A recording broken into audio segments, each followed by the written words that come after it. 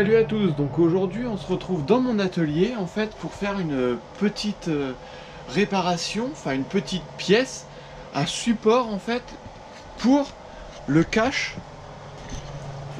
qu'il y a là. En fait c'est le cache qui sert sur la pompe qu'il y a pour vider le bol au bout de la salle de traite. Donc en fait pour mieux te rendre compte je vais te mettre une photo là ou là, je sais pas encore. Mais en fait, et comme tu le vois, les deux supports là et là sont cassés. Donc il y en avait un qui s'était cassé il y a à peu près, il y a peut-être pas un an, mais quand même un petit bout de temps.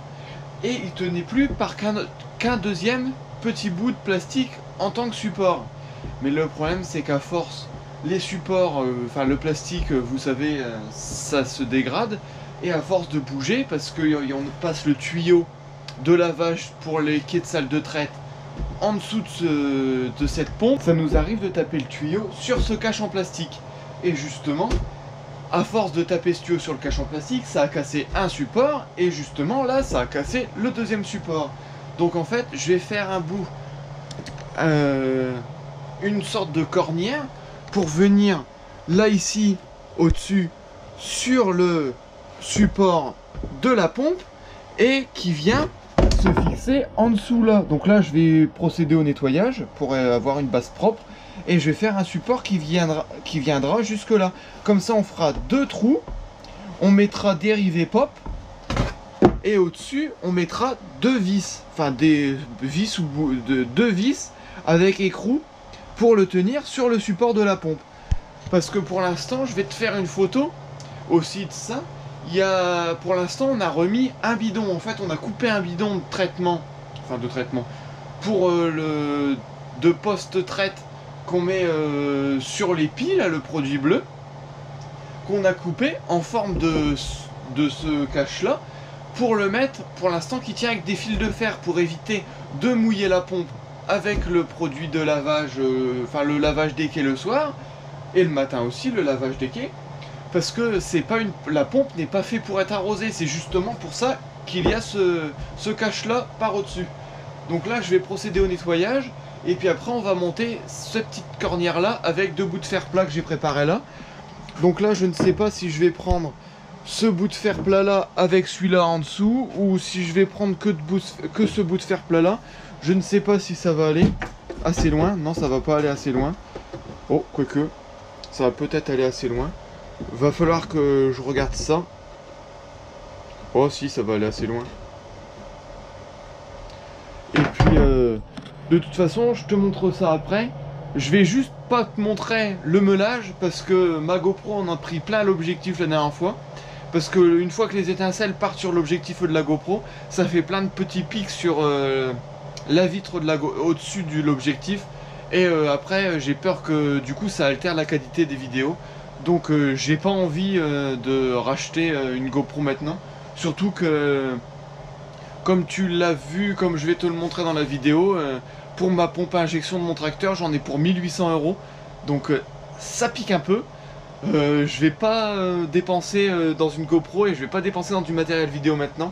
Je vais attendre un peu, parce que c'est pas ça, mais j'ai pas l'argent qui tombe du ciel non plus, hein. Donc on va se calmer sur les dépenses. Allez, je te montre ça. Et puis je nettoie d'abord, et puis après on passe au montage de cette cornière.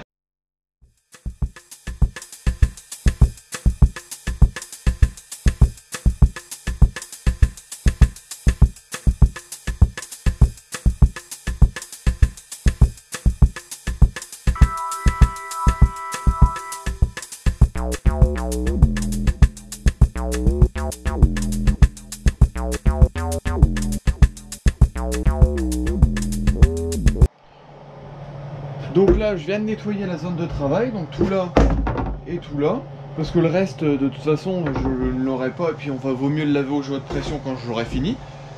Et donc j'avais ce fer plat là, mais le problème c'est que vu l'épaisseur ça sert à rien pour tenir un bout de plastique.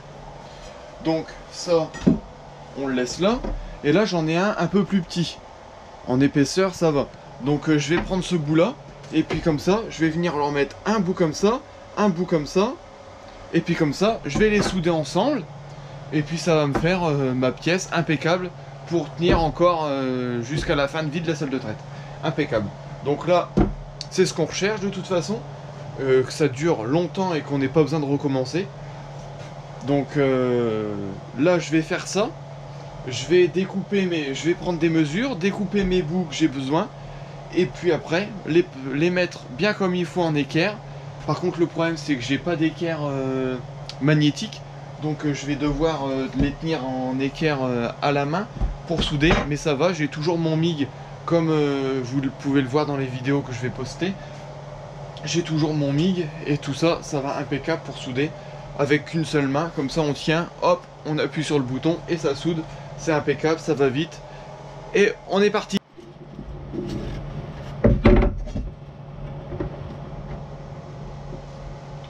Ouais.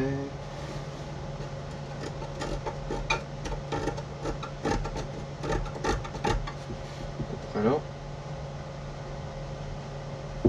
Et puis au-dessus.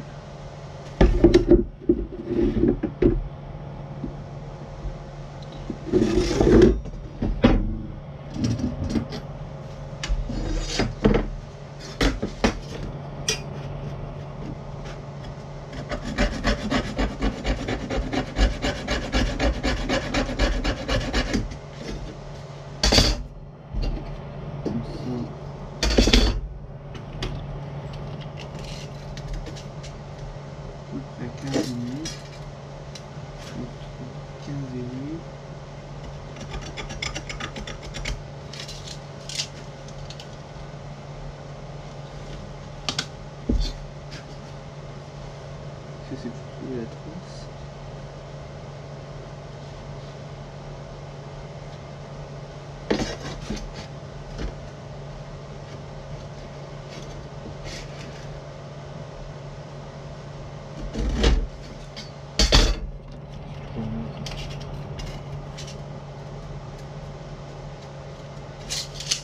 Impeccable. Bon, bah maintenant il n'y a plus qu'à couper. Donc j'ai fait mes traces. Donc pour faire mes traces, je me suis servi d'une pointe à tracer. C'est très important, enfin c'est très bien cet outil parce qu'en fait ça évite d'utiliser un stylo ou quoi que ce soit qui aurait du mal à marquer sur du métal. Et justement, ça aide vachement parce que comme ça, la trace reste. Même si on passe à du détergent ou si on soude ou si on meule ou quoi que ce soit, enfin si on meule par au-dessus c'est sûr qu'on le verra plus, mais à part meuler, la trace se voit toujours et on n'a pas, même si on le frotte sur nous, qu'on le glisse quelque part, la trace ne s'enlève pas. Donc très intéressant cet outil là. Donc là je vais m'apprêter, j'utilise un disque à meuler. Un disque à couper justement, c'est un disque à meuler, faut surtout pas couper avec un disque à meuler. Et c'est pareil dans l'autre sens, faut surtout pas meuler avec un disque à couper. Parce que justement ce disque là est trop fin, n'est pas fait pour, et après ça va détériorer les fibres qu'il y a à l'intérieur qui tiennent le disque et puis le disque en lui-même, et ça risque de vous éclater à la figure. Et ça, si ça vous éclate à la figure, je vous laisse par vous-même regarder sur internet les dégâts que ça peut faire lorsqu'un disque à découper, ça éclate. Donc là je vais m'apprêter à mettre le disque, donc toujours débrancher la machine quand on veut changer de disque, parce qu'on ne sait pas la défaillance technique ou électrique qu'il peut y avoir, et justement que ça se mette à tourner pendant qu'on est en train de changer le disque. Ça c'est pareil. Donc là je vais faire ça, je vais découper et je vous retrouve après parce que justement je vous ai parlé tout à l'heure, je ne filme plus quand je meule parce que ça fait un peu de dégâts. Donc là je viens de préparer mes pièces.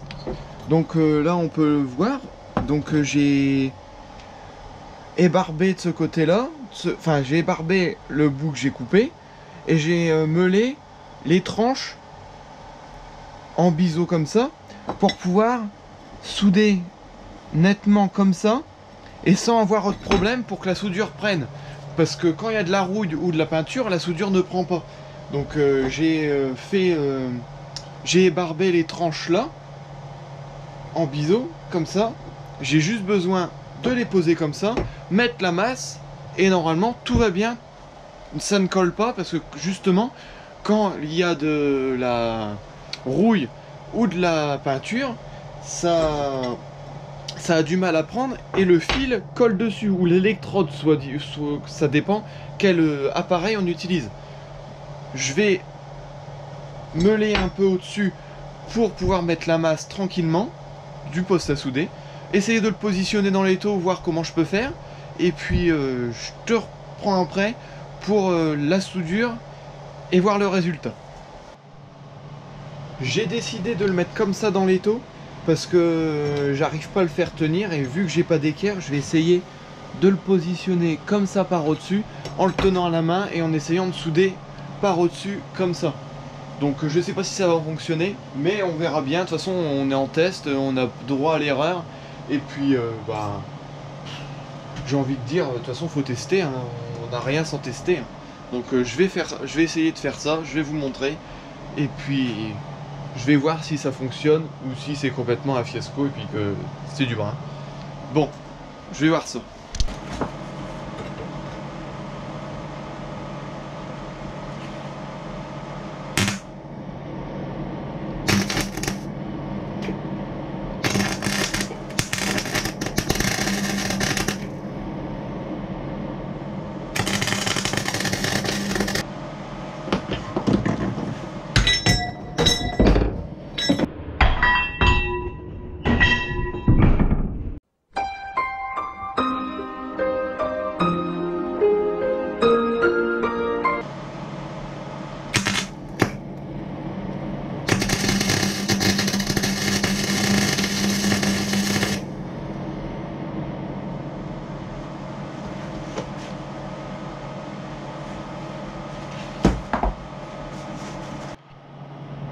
Donc là, après une déception, j'ai réussi à le fixer. Et puis, ça me paraît pas mal. Donc je vais continuer à le tenir parce que quand ça va chauffer, la soudure va se dilater et ça risque de plonger.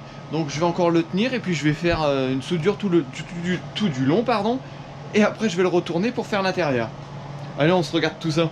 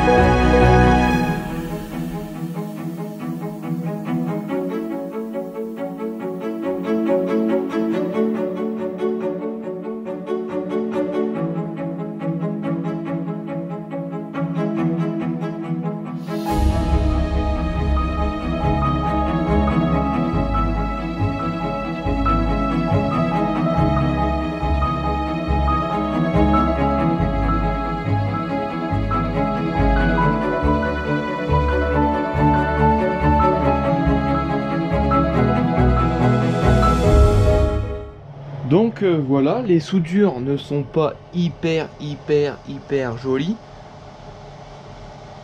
Mais faut savoir que c'est un sans gaz, donc j'arrive pas encore à m'y faire vraiment. C'est la première fois que je soude des pièces en ferraille comme ça avec. Avec l'arc ça va, mais avec ça faut que je m'y fasse. Et je ne sais pas trop comment ça doit être les soudures. Je vais me renseigner un petit peu.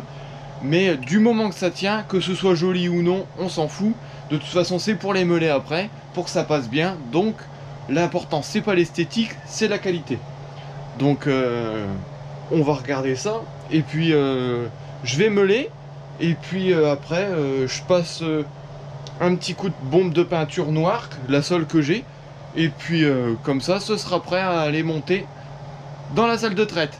Allez, comme ça, une chose de faite, ça va protéger la pompe et on sera tranquille pour au moins 10 ans je pense. Si, bien sûr, on marche pas dessus, parce que après c'est le coche en plastique qui va casser. Et puis là, en ce moment, on s'occupe comme on peut à la ferme, justement, parce que vous voyez un peu le temps dehors. Il n'arrête pas de pleuvoir, les champs sont détrempés, mais détrempés de chez détrempés. Nous qui mettons notre fumier dans une pâture à côté de la ferme, on ne peut même pas aller charger du fumier. Pour l'instant, heureusement, on a vidé le fumier il n'y a pas très longtemps et les génisses ne sont pas dans un fumier très haut, donc ils peuvent encore attendre. Mais c'est vrai qu'on a été vider une remorque hier parce qu'il fallait qu'on retire un petit peu et pour faire marche arrière dans la pâture, dans la parcelle, c'est pas facile. Donc on essaye de faire comme on peut. Mais c'est vrai que la météo ne nous fait pas de cadeaux en ce moment. Et nous, bah, on doit faire avec. Donc on s'occupe, on fait un peu de mécanique et de bricolage, entre guillemets. Et puis pour entretenir un peu tout le matériel et tous les équipements. Donc là, on fait ça. Et puis après, je te mets quelques photos de quand on va le monter et de comment c'était avant. Et puis bah sinon, je te dis à bientôt pour une prochaine. Allez, ciao!